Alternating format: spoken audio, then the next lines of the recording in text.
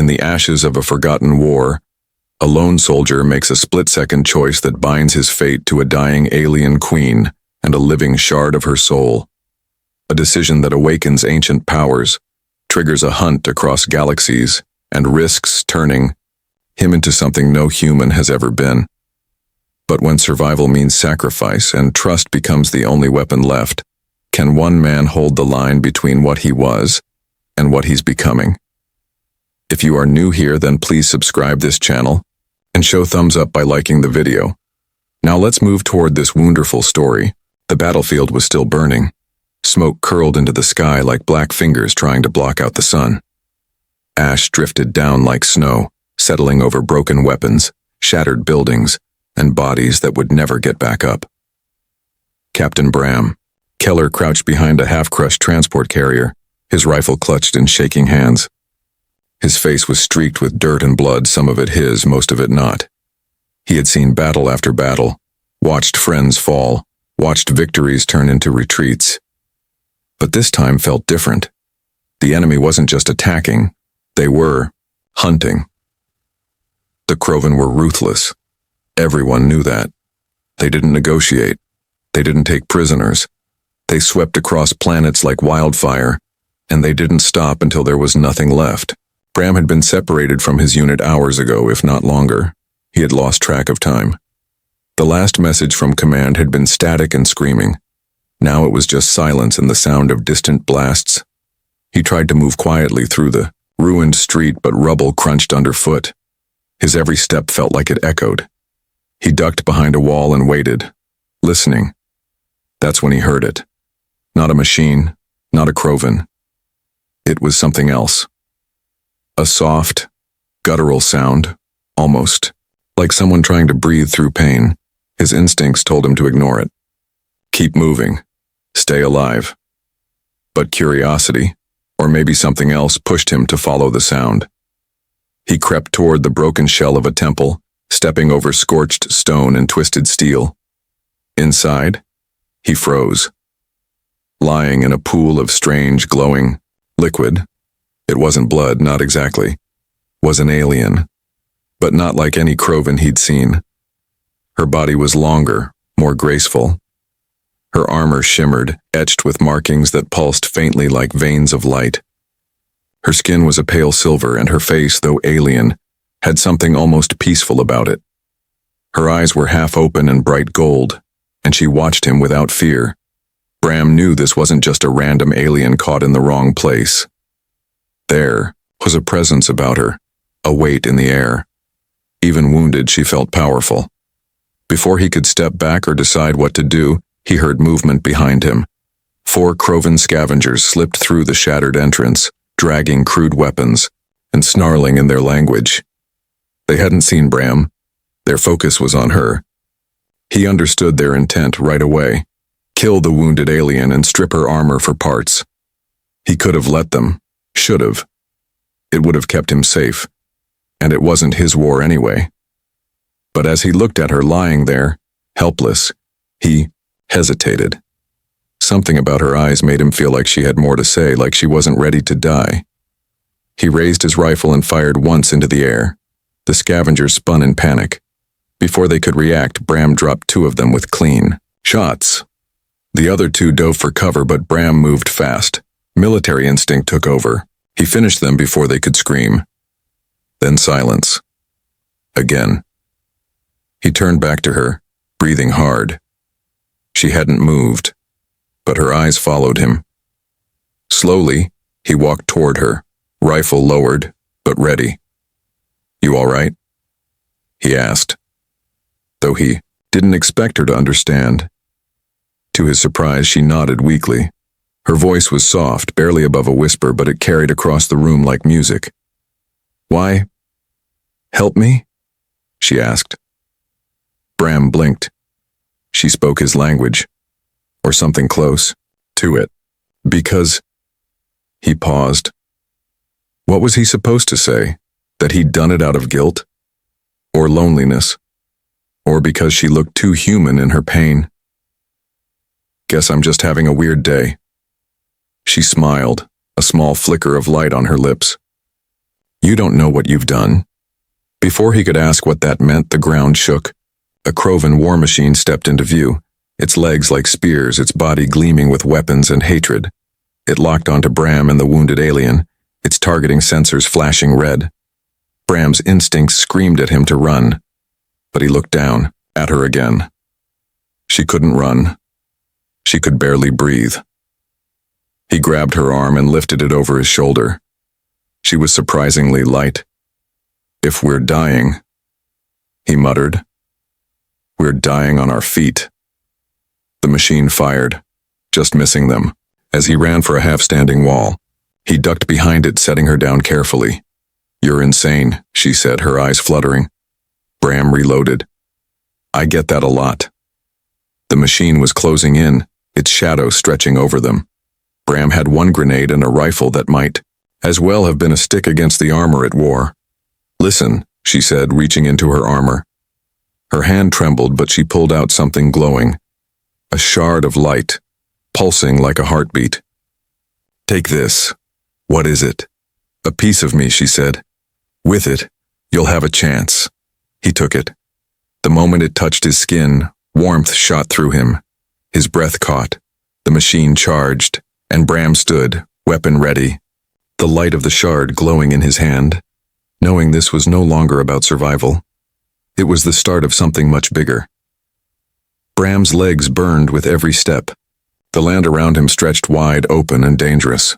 Smoke still hung in the air, drifting like tired ghosts over scorched earth.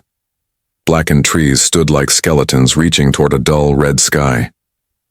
The fires had moved on, but the heat still clung to the ground, and the silence that followed was even louder than the explosions that came before. Beside him, Siriel walked slowly.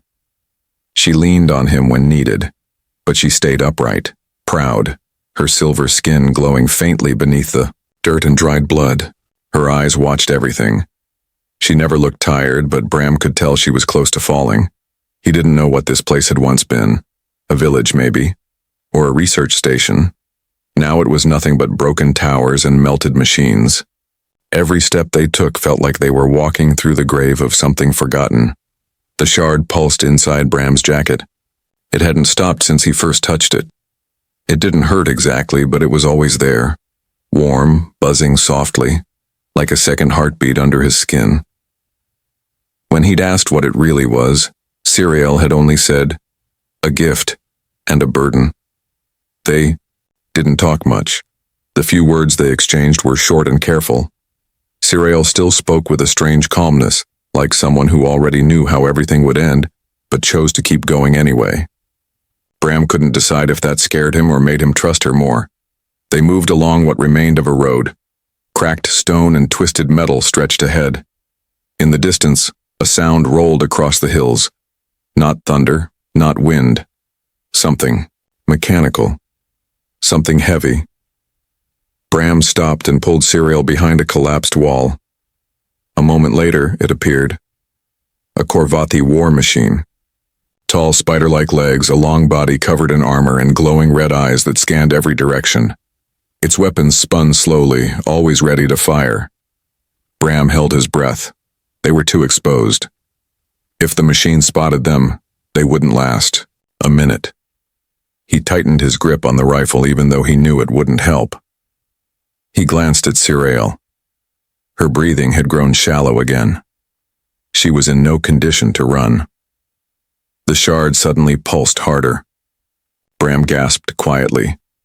His fingers curled as warmth spread up his arm into his chest. His vision sharpened. The machine's movement slowed, as if time bent slightly around him. He could see every panel, every weak point. He looked down at his hands. They trembled with energy.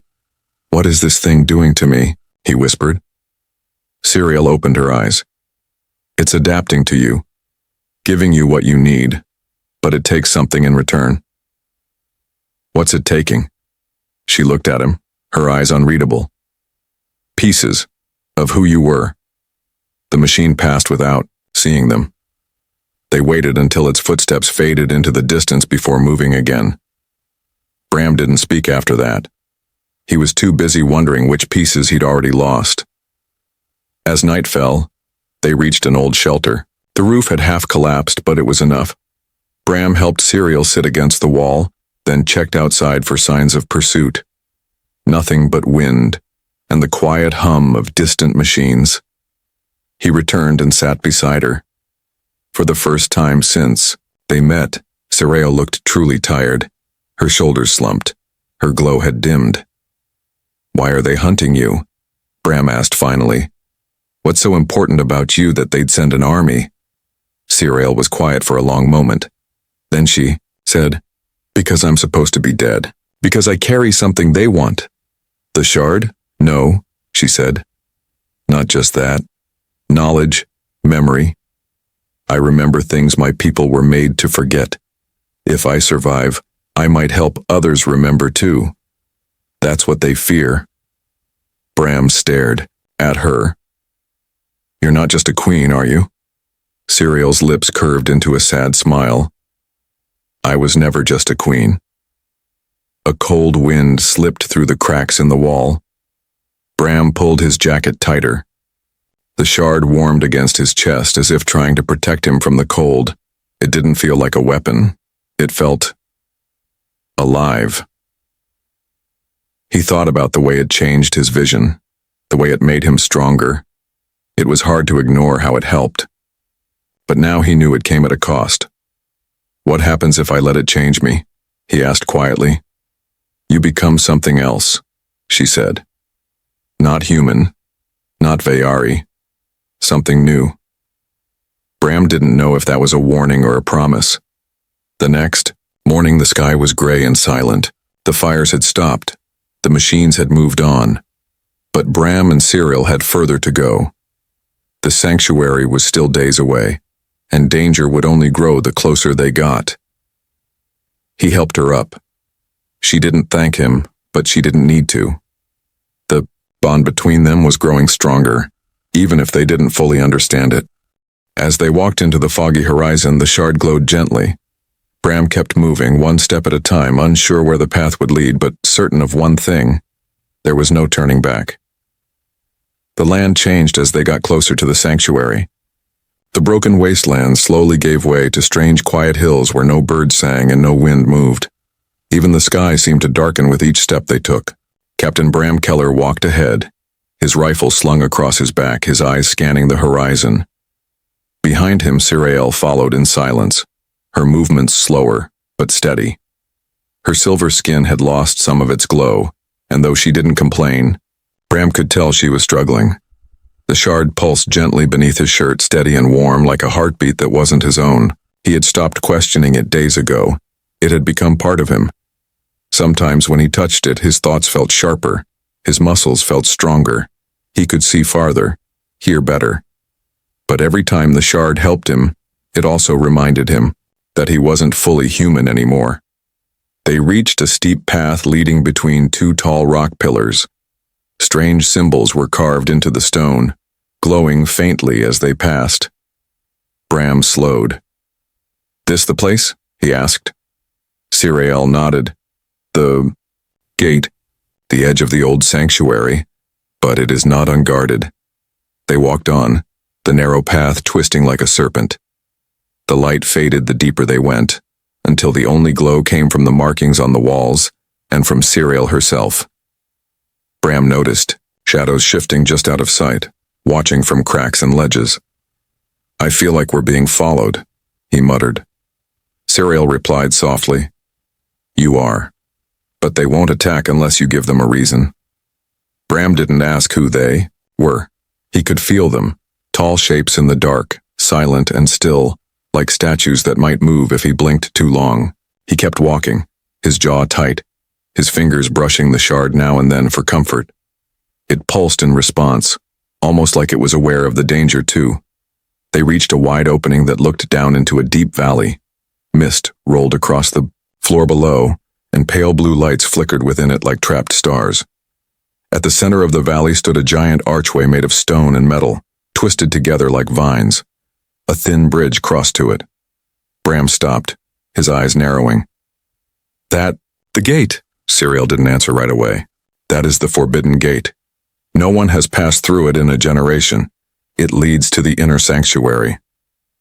She looked at Bram, her face calm, but her eyes uncertain. This is where things will change. Bram stepped forward, but something moved in the mist below. A low growl echoed through the canyon, long and angry. He stopped. What was that? One of the old guardians, Siriel said quietly. They don't sleep, they don't forget, and they don't care who we are. As if summoned by her words, the mist thickened and a creature emerged. It was huge, its body shaped like a twisted beast made of smoke and bone. Red eyes burned in its hollow face, and long claws scraped the stone as it moved. It didn't rush. It didn't need to. It was the kind of creature that had never been defeated, only avoided. Bram raised his rifle, but Siriel stopped him. You can't kill it with bullets, not that one. Then how do we get past it? She stepped closer and placed her hand on the shard beneath his shirt. Let me give it more of my energy. It will strengthen you for a time. Bram pulled back slightly. Last time you did that, I felt like I could tear through steel. You may need to, she said. But be careful. If you lose control, I can't bring you back. Bram nodded slowly. Do it. She touched the shard. Instantly, it flared with light. Bram gasped as power surged through him. His skin tingled, his vision brightened, and his body felt lighter, faster, like everything around him had slowed down. The creature roared and charged. Bram met it head on. He moved with speed he didn't know he had, dodging the first swipe, and striking back with the force of a machine. The shard burned in his chest, pouring energy into every move. He didn't think. He just reacted, blocking, dodging, striking. The fight was wild and loud, stone breaking, air filled with growls and grunts. Finally, with a final push of strength, Bram slammed his hand, the one holding the shard, into the creature's chest. A shockwave burst outward. The beast howled, then dissolved into smoke and vanished. Bram dropped to one knee, breathing hard, sweat pouring from his face. The shard dimmed, the energy fading. Siriel ran to him. Are you hurt? No, he said, voice rough. But I don't want to do that again. They crossed the bridge. The gate opened slowly as they approached, the ancient metal grinding. On the other side stood tall figures in glowing robes, the council of the sanctuary. Their eyes locked. On Bram, their faces unreadable. You brought him here? One of them asked, voice calm but sharp. He saved me, Siriel replied. He carries the shard. The council's gaze turned cold. Then he is a threat. Bram tightened his grip on his weapon. The gate had opened, but the real danger was only beginning. The room was colder than the canyon outside. Light from the tall crystal spire above shimmered across the stone floor, moving like water, never still. Bram stood at the edge of the circular platform, the shard pulsing softly against his chest. His breath came slow, but his heart beat fast. He had faced war machines, ancient creatures and alien guardians, but nothing felt as heavy as the silence inside this place. Siriel stood beside him, quiet. Her silver eyes focused on the figures watching them from across the chamber. The council had gathered, tall and still, each one wrapped in robes that glowed faintly like distant stars. They looked more like statues than living beings, but Bram could feel the weight of their gaze. They were not here to welcome him. You should not have brought the human through the gate, one counselor said, his voice as smooth and cold as polished stone. The bond he carries is dangerous. Siriel didn't look away. He saved my life. He carries the shard because I gave it to him willingly, the council murmured, their voices like wind through old trees. Bram shifted his stance but didn't speak. He knew they didn't trust him, didn't want him there, but he wasn't about to run, not now. You don't understand what that shard truly is, another counselor said, stepping forward. His face was thin, his features sharp. It is not simply a piece of energy. It is a link to our deepest power, our very essence. It was never meant to bind with a human.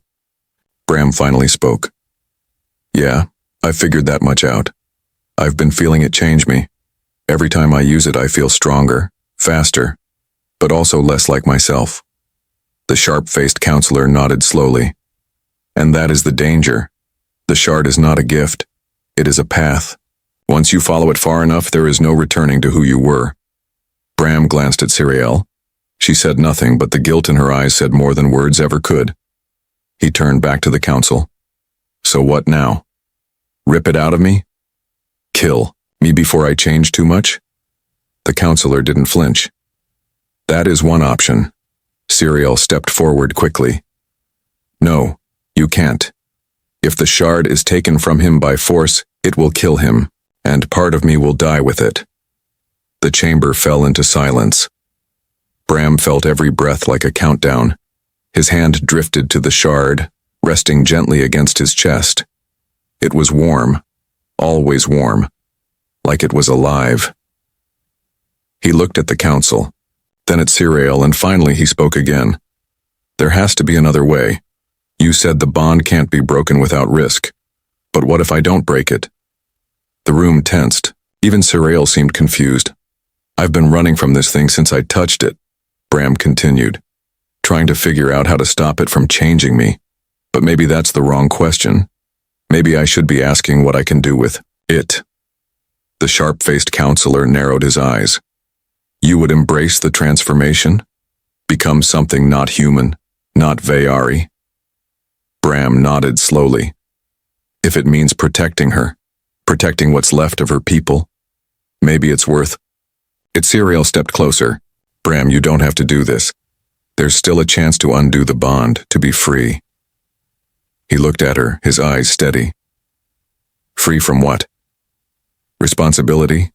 Connection? You said this shard is part of your soul. That means we're already linked. And maybe that's not a curse. Maybe it's the only good thing to come out of all this. Siriel's eyes softened, and for a moment no one in the room spoke.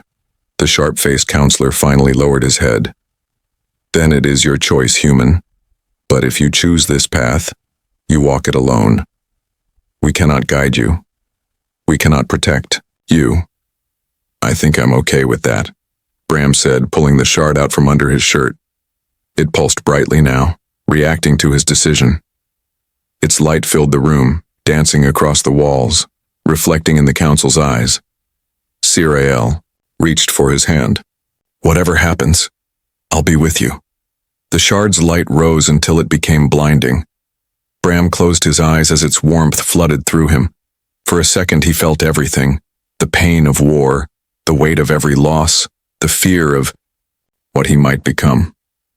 But through it all he felt her. Siriel. Calm, steady, present. And then it changed. The chamber went quiet. The light faded. Bram stood still, his eyes glowing faintly, his skin marked with thin trails of light. Not Vayari, not human. Something new, something in between. The council stepped back. One whispered, "It is done." Siriel smiled, a single tear slipping down her cheek. Bram reached for her hand and took it gently. Outside the sanctuary, the wind had shifted. Somewhere in the distance, the fires of war still burned. But here, in this place of silence and memory, a choice had been made. Not for power, not for control, but for trust. And that changed everything.